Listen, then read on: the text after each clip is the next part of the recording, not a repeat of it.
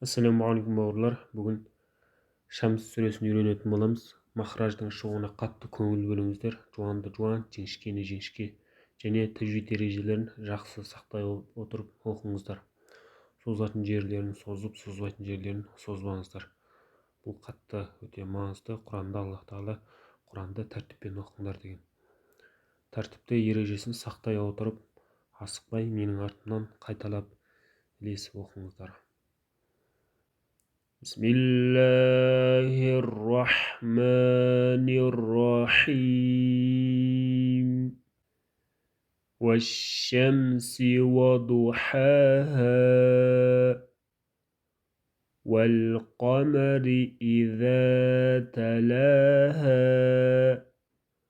والنهار إذا جلاها والليل إذا يغشاها والسماء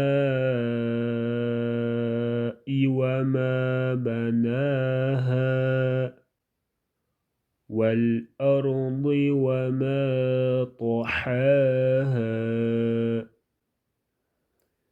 ونفس وما سواها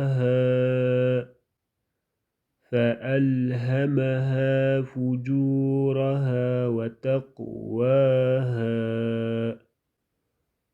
قد أفلح من زكاها وقد خاب من دساها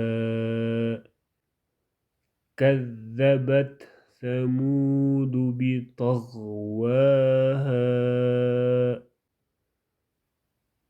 إذ انبعث أشقاها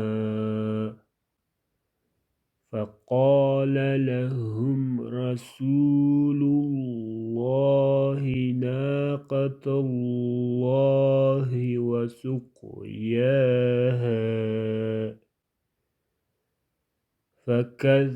فكذبوه فعقروها فدمدم عليهم ربهم بذنبهم فسواها ولا يخاف عقباها